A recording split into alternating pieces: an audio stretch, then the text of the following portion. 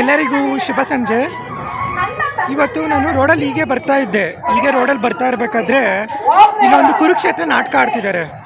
So ಬನ್ನಿ ನೋಡ್ಕೊಂಬರೋಣ ಹೇಗಿದೆ ಕುರುಕ್ಷೇತ್ರ ನಾಟಕ ಅಂತ ಅಂದ್ಬಿಟ್ಟು. ನೋಡಿ, ಇಲ್ಲಿ ಸ್ಟಾರ್ಟ್ ಆಗಿದೆ ಆಗಲೇ. ತುಂಬ ಜನ ಸೇರಿದ್ದಾರೆ ನೋಡಿ. ಅದನ್ನು ಹಾಕ್ತಿದ್ದೀನಿ ಇವಾಗ ವಿಡಿಯೋದಲ್ಲಿ, ನೋಡ್ಬಿಟ್ಟು ಖುಷಿ ಪಡಿ.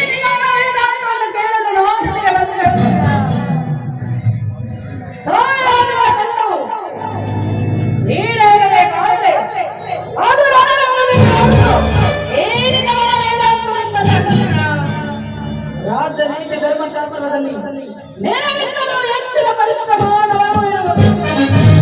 ಹೀಗೆ ಕೃಷ್ಣ ನನಗೆ ಸಹಾಯ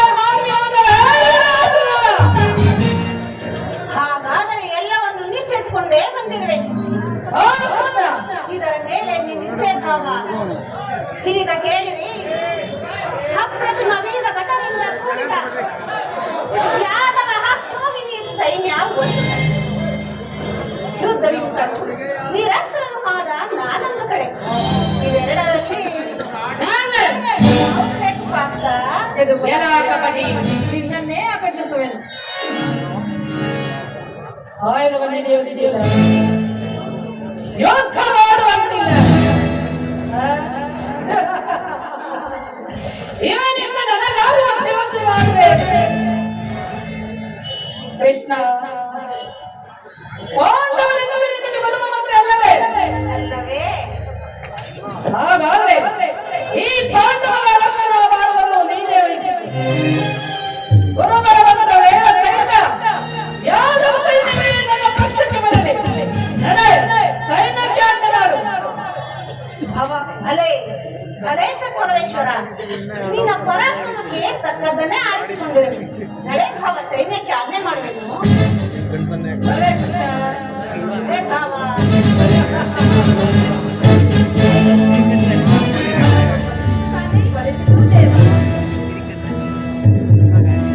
ಕೃಷ್ಣ,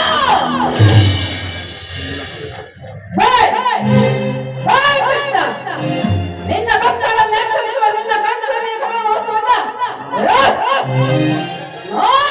ನಿಂದು ಬಯಸುವುದಿಯಾ? ಬಳಿರೇ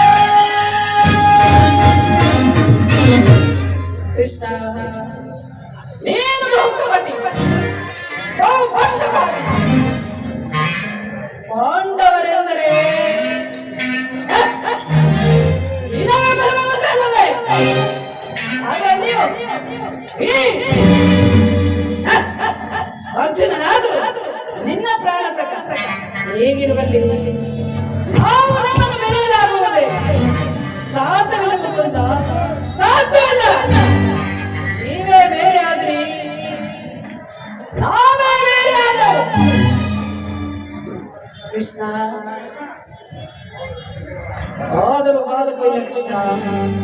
ಆಯುಧಗಳ ಹಿಡಿದು ಯಾರ ಪಕ್ಷವಾಗಿಯೂ ಕಾದಾಡುವುದಿಲ್ಲ. ಪ್ರತಿಜ್ಞೆ ಮಾಡಿದೆ. ವಚನ ಕೃಷ್ಣನನ್ನು ಎಚ್ಚರ.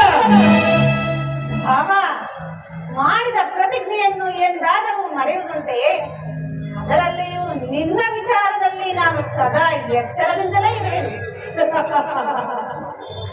ನಡೆ ಭಾವ, ಸೈನ್ಯಕ್ಕೆ ಆಜ್ಞೆ ಮಾಡಬೇಕು. ಕೃಷ್ಣ ವಾಸುದೇವ ಒಳಸಂಚು ಕಲಿಸಿದೆ. ಏಕೆ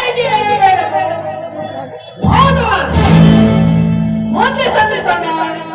ಅಂಗಣದಲ್ಲಿ ಆಗ ನೋಡುವಂತೆ ಈ ಕಾರ್ಯವಶ್ಯದ ಮನೋಹರವನ್ನ ಅದು ಮುಂದೆ ತಾನೇ ತಿಳಿಯುವುದು. ನಡೆ ಭಾವ, ನೀನು